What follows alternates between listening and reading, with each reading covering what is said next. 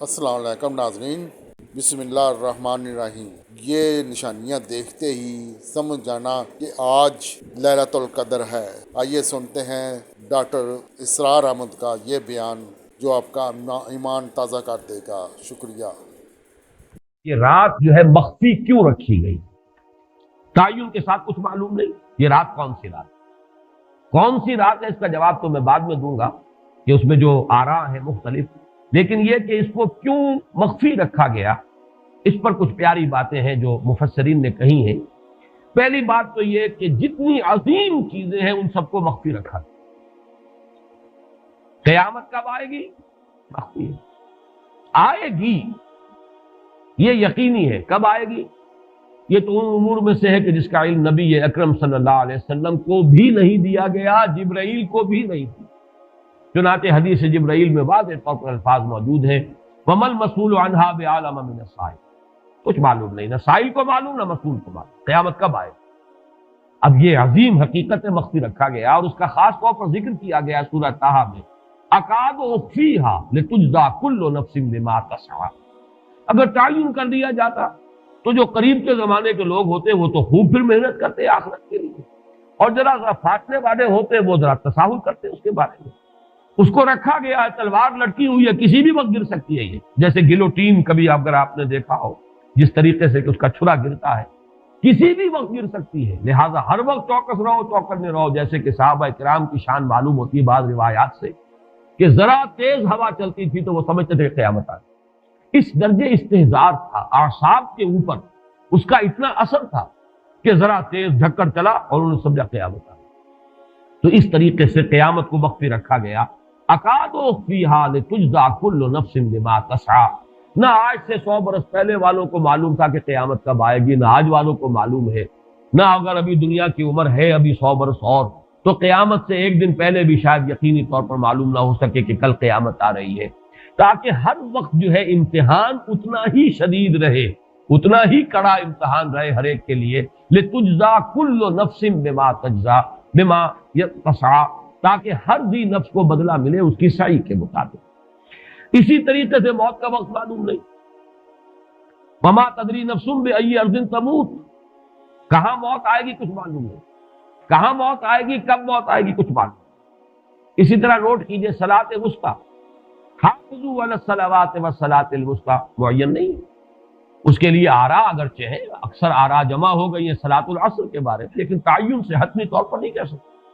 یہ رائے بھی ہے کہ کوئی بھی معین نہیں، تمام نمازیں جو ہیں وہ صلاۃ وسطیٰ کی حکم میں۔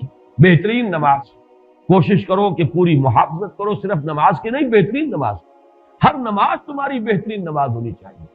ہر روز روز عید ہو، ہر شب شب برات، اگر اللہ تعالیٰ کے ساتھ کوئی قلبی ربط ہے تو ہر دن جو گزر رہا ہے وہ روز عید ہے، اور ہر شب جو گزر رہی ہے وہ شب برات ہے۔ لیکن اگر وہ کہ انسان کو غفلت ان کے قلب پر طاری ہے تو وہ عید کا دن بھی اس کے لیے ایک عام دن ہے، اور شب برات بھی اس کے لیے ویسی ہی ایک رات ہے جیسی کہ ہر روز آتی ہے اور چلی جاتی ہے۔ اس اعتبار سے اس کو بھی خاص جو ہے معین نہیں کیا گیا صلاۃ وسطیٰ کون سی۔ اسی طرح بعض روایات میں جو آتا ہے اس میں اعظم، اللہ کا ایک نام ایسا ہے کہ اس کے واسطے سے اللہ سے جو بات مانگی جائے وہ رد نہیں، لیکن وہ کون سا نہیں بتایا گیا۔ اقوال ہیں، اندازے ہیں، حی و قیوم پر زیادہ، الحی القیوم پر زیادہ لوگوں کا جو ہے وہ اجماع ہوا ہے، لیکن یہ کہ یقین سے نہیں کہہ سکتے۔ تو اسی میں اس کو بھی نوٹ کر لیجئے کہ اس کو مخفی رکھا گیا ہے لیلۃ القدر کو۔ لوگ زیادہ سے زیادہ محنت کریں، زیادہ سے زیادہ مشقت کریں، اس کے لیے جو بھی اس کی قدر و منزلت سے کسی درجے میں آگاہ ہے، وہ اگر معین ہی ہو جاتا کہ ایک شب یہ ہے تو پھر تو سب کے سب اس رات میں محنت کر لیتے، باقی راتیں جو ہیں وہ پھر سونی اور ویران گزرتی۔ لیکن یہ کہ مطلوب یہ ہے کہ زیادہ سے زیادہ راتیں آباد ہوں، زیادہ سے زیادہ راتوں میں ذکر ہو، عبادت ہو، دعا ہو، اس لیے اس کو مخفی رکھا گیا۔ یہ حکمت ہے۔ اس میں بھی ایک عجیب نکتہ ہے جو امام راضی رحمۃ اللہ علیہ نے بیان کیا ہے، اور حوالہ اگرچہ نہیں دیا اس حدیث کا، لیکن ایک روایت کے حوالے سے بات بیان کی ہے کہ اس کے ظاہر نہ کرنے میں بھی اللہ کی ایک شفقت اور رحمت ہے بندوں کے حق میں، اس لیے کہ اس کی قدر جتنی زیادہ ہے اتنی ہی اس کی ناقدری پر سزا ہوگی۔ اگر معلوم ہو کہ یہ شب ہے اور اس کی ناقدری کو انسان کرے تو گویا کہ پھر وہ اتنا ہی زیادہ مورد عقاب اور مورد سزا بن جائے گا۔ اس کے لیے ایک بڑا پیارا واقعہ نقل کیا امام راضی نے کہ حضور صلی اللہ علیہ وسلم حضرت علی رضی اللہ تعالی عنہ ایک روز مسجد میں داخل ہوئے، ساتھ ہی آئے ہیں، دیکھا کہ ایک شخص سو رہا ہے، نماز کا وقت ہو چکا تھا۔ حضور نے حضرت علی سے فرمایا کہ اسے جگا دو، اسے ہوش میں لے آؤ تاکہ یہ وضو کرے، نماز کے لیے تیاری کرے۔ حضرت علی نے امتثال امر کیا، جا کر جگا دیا۔ لیکن پھر ایک سوال کیا حضرت علی کہ حضور آپ تو خود نیکی کے کاموں میں بہت سبقت فرمانے والے ہیں، سباق بالخیر یہ لفظ ہے، سبقت کرنے والے بہت کثرت کے ساتھ، تو آپ نے یہ جو ہے یہ کام خود کیوں نہیں فرمایا اور مجھے کیوں اس کے لیے آپ نے حکم دیا؟ آپ خود بھی اسے جگا سکتے تھے۔ آپ نے فرمایا کہ تم اس کی حکمت کو سمجھ لو، میرے جگانے پر اگر وہ نہ جاگتا اور انکار کر دیتا تو کفر ہو جاتا اس کے حق، اور تمہارے جگانے پر اگر کوئی تساہل سے بھی وہ کام لیتا تو وہ کفر نہ ہو۔ تو یہ ایک فرق ہے کہ اللہ تعالیٰ کی طرف سے ایک شفقت ہے کہ حضور صلی اللہ علیہ وسلم جگاتے اور کسی درجے میں وہ انکار کر دیتا۔ کبھی ایسا بھی ہوتا آدمی نیند میں ہے اور وہ کہتا جاؤ جاؤ مجھے آرام کرنے دو، تو اگر میرے ساتھ یہ معاملہ ہوتا تو وہ کفر کے درجے کو پہنچ جاتی بات، لیکن اگر تمہارے ساتھ یہ معاملہ ہو بھی جاتا تو اس درجے شدید نہ ہوتا۔ تو گویا کہ حضور نے اس شخص پر شفقت کے اعتبار سے یہ شکل اختیار کی کہ خود نہیں جگایا، بلکہ یہ کہ حضرت علی رضی اللہ تعالیٰ عنہ کو حکم دیا کہ اسے جگا دو۔ تو یہ نقطہ کہ لیلۃ القدر کے اخفاء میں یہ بات بھی ہے کہ اگر اس کو عیاں کر دیا جاتا، معین کر دیا جاتا، تو پھر جو لوگ اس سے غافل رہتے پھر وہ بہت سخت ناقدری کا ارتکاب کرتے اور بڑی سزا کے مستوجب ہو جاتے۔ اب آپ چھٹی بحث ہے کہ وہ رات کون سی ہے۔ اگرچہ ایک رائے شاذ یہ بھی ہے کہ وہ رمضان سے باہر کی رات بھی ہو سکتی ہے، لازم نہیں ہے کہ رمضان ہی کی کوئی شب ہو۔ اس میں چونکہ بعض حضرات نے ایک روایت کی وجہ سے جسے ہم شب برات کہتے ہیں، لیلۃ البرات، یہ شعبان کی 15ویں شب، درمیانی شب، اور اس کے بارے میں ایک روایت موجود ہے حضرت عائشہ صدیقہ رضی اللہ تعالی عنہا کی کہ رات کے وقت ان کی آنکھ کھلی اور وہ باری آپ ہی کے پاس شب باسی کی تھی حضور کی، تو حضور موجود نہیں تھے، تو تشویش ہوئی کہاں گئے۔ تو جب تلاش کی گئی تو معلوم ہوا کہ حضور جنت البقیع قبرستان میں پہنچے ہوئے ہیں اور وہاں آپ ان کے لیے جو بھی وہاں دفن ہے ان کے لیے استغفار فرما رہے ہیں۔ جب پوچھا گیا معاملہ کیا، تو آپ نے فرمایا یہ بڑی عظیم رات ہے اور اس رات میں فوت ہونے والوں کا فیصلہ ہو جاتا ہے، پیدا ہونے والوں کا فیصلہ ہو جاتا ہے۔ تو اب وہ بھی ایک لیلہ مبارکہ، اسی وجہ سے بعض لوگوں نے وہ جو سورہ دخان کی ابتدائی آیات ہے انا انزلناہ فی لیلۃ مبارکۃ، اس کو محمول کیا ہے اسی رات پر کہ جس کو ہم شب برات کہتے ہیں اپنی عام اصطلاح میں، لیلۃ البرات اسے عربی میں کہا جاتا ہے۔ برات کے معنی کسی کا چھٹکارا پا لینا۔ یہ شب برات جو ہے وہ برات شادی والی برات نہیں ہے، بلکہ یہ برات کا لفظ ہے عربی زبان کا، جو ہمارے ہاں وہ غلط العام میں برات شب برات بن گیا ہے۔ برات برات من اللہ ورسولہ، جو سورہ برات کا پہلا لفظ ہے کہ چھٹکارا پانا، کہ وہ رات بھی ایسی ہے کہ اس میں انسان استغفار کرے اور اللہ تعالیٰ سے اپنے گناہوں کی معافی مانگے تو اپنے آپ کو جہنم سے چھٹکارا دلا سکتا ہے، وہ شب برات۔ اس اعتبار سے کچھ لوگوں نے گمان کیا کہ شاید لیلۃ القدر اور لیلہ مبارکہ اس حدیث کی روح سے وہی شب ہے، وہ ظاہر بات ہے کہ خارج از رمضان مبارک ہے، اور یہ کہ اس کے علاوہ بھی بعض آراء ہیں، لیکن یہ آراء جو ہے شاذ کے درجے میں۔ میں یہ کہہ سکتا ہوں کہ تقریباً اجماع ہے اس پر کہ یہ رات رمضان مبارک ہی کی ایک رات۔ اس کی دلیل ایک تو یہ کہ القرآن یفسر بعضہ بعضا کے اصول کے مطابق قرآن مجید کے اندر سورہ بقرہ میں یہ واضح کر دیا گیا شہر رمضان الذی انزل فیہ القرآن، رمضان مبارک کا مہینہ وہ ہے کہ جس میں قرآن نازل کیا گیا، اور یہاں فرمایا انا انزلناہ فی لیلۃ القدر، ہم نے اس کو اتارا ہے لیلۃ القدر میں۔ ان دونوں کو جوڑیے تو اس کا ایک لا محالہ جو ایک انیویٹیبل رزلٹ نکلتا ہے وہ یہی ہے کہ یہ لیلۃ القدر رمضان مبارک ہے۔ دوسری اس کی تائید ہوتی ہے وہ مشہور حدیث جس کو الحمدللہ کہ ہم نے بہت عام کیا ہے، رمضان مبارک کی آمد سے قبل کوشش ہوتی ہے ہر سال جو ہے اس کی یاد دہانی کرا دی جائے۔ ایک طویل خطبہ جو حضور نے دیا تھا، خطبنا رسول اللہ صلی اللہ علیہ وسلم فی آخر یوم من شعبان، یہ حضرت سلمان فارسی رضی اللہ تعالیٰ عنہ سے مروی ہے کہ حضور نے شعبان کے آخری دن ہمیں خطبہ ارشاد فرمایا، یا ایھا الناس قد اظلکم شہر عظیم شہر مبارک شہر فیہ لیلۃ خیر من الف شہر، لوگوں آگاہ ہو جاؤ، تم پر ایک بہت مبارک مہینے نے، بڑی عظمت والے مہینے نے سایہ کر دیا ہے، سایہ فگن ہو گیا ہے تم پر ایک مہینہ جو بڑی عظمت والا ہے، شہر عظیم، جو بڑی برکت والا ہے، شہر مبارک۔ اور تیسرا جملہ اس میں یہی ہے، شہر فیہ لیلۃ خیر من الف شہر، وہ مہینہ کہ جس میں ایک رات وہ بھی ہے کہ جو 1000 مہینوں سے افضل۔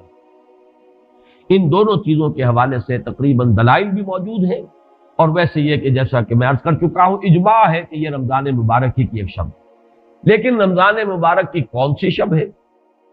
اس پر بعض مفسرین نے تو لکھا ہے کہ 40 قول ہیں۔ چنانچہ صاحب تفسیر مظہری قاضی ثناء اللہ پانی پتی نے، میں نے وہ تفصیل تو نہیں پڑھی، کہ 40 قول نقل، لیکن امام راضی نے جو 9 قول نقل کیے ہیں وہ میں تیزی کے ساتھ آپ کو سنا دیتا ہوں۔ ابن رزین رحمہ اللہ کا قول یہ ہے کہ رمضان کی پہلی شب ہے۔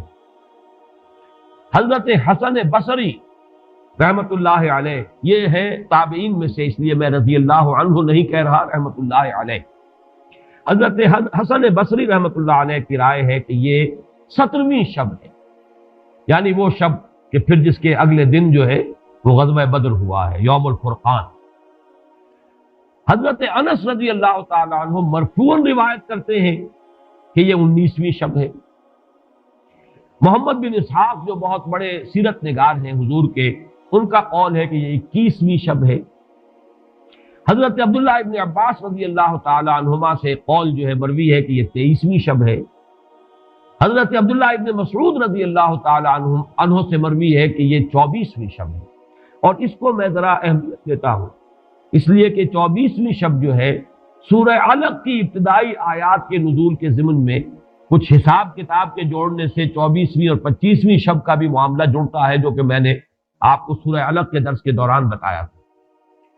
اس کے بعد حضرت ابو ذر غفاری رضی اللہ تعالیٰ عنہ کا قول ہے کہ یہ 25ویں شب ہے۔ اس کے بعد حضرت ابی ابن کعب رضی اللہ تعالیٰ عنہ کا قول ہے، یہ وہ ہے جن کو کہ حضور نے خود فرمایا کہ اقرأہم ابی ابن کعب، قرآن مجید کے سب سے بڑے قاری حضرت ابی ابن کعب ہیں رضی اللہ تعالیٰ عنہ، اور ان کے بھی سینے پر آپ نے تھپکی دی تھی کہ ایک سوال کیا آپ نے کہ سب سے عظیم سورت کون سی ہے، اور جب انہوں نے صحیح جواب دے دیا سورہ فاتحہ، تو پھر یہ کہ اس پر حضور نے تھپکی دی کہ تمہیں اللہ تعالیٰ نے بہت صحیح مناسبت عطا کی ہے علم کے ساتھ۔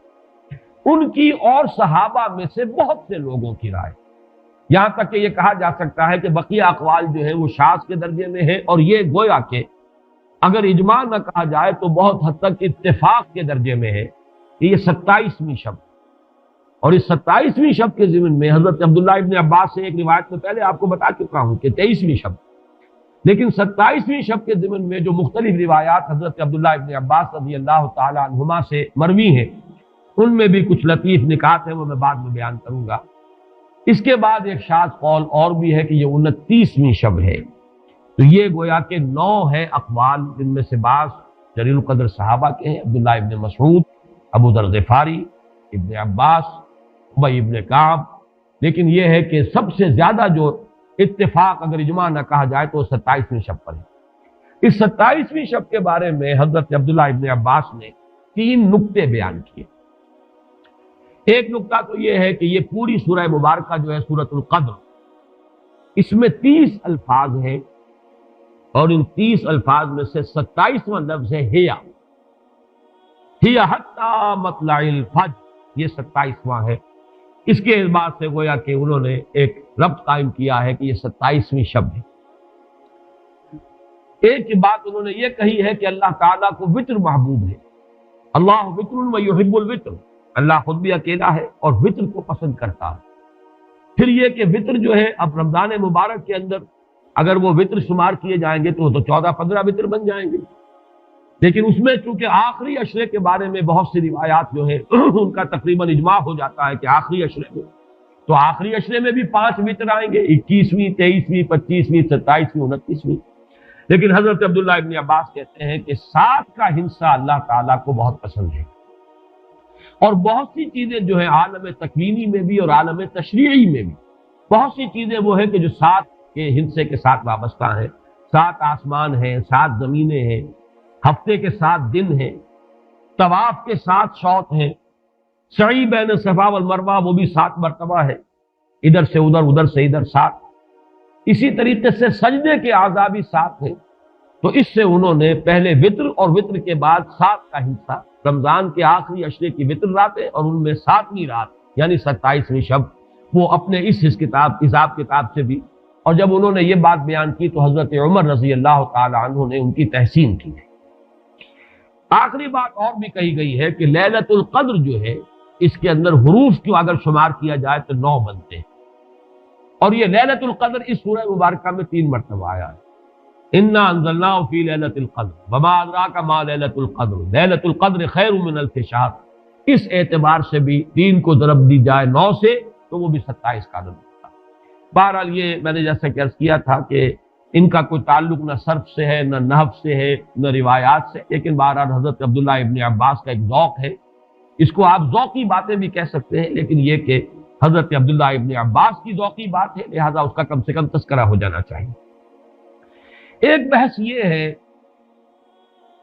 कि अहिया बाक़ियतुन अमला, क्या ये रात जो उसकी अजमत थी ये बाकी है या सिर्फ वही रात जो थी जिसमें कि कुरान मजीद नाजिल किया गया वही अजमत की हामिल थी। इन्ना अंज़लनाहु फी लैलतिल क़द्र, या ये कि अब भी हर साल ये रात आ रही है तो उसी अजमत की हामिल है, उसी कद्र व मंज़िलत की, उसी बरकत की हामिल है। इस पर भी तकरीबन एक इजमा है कि ये लैलतुल क़द्र बाकी है हर साल।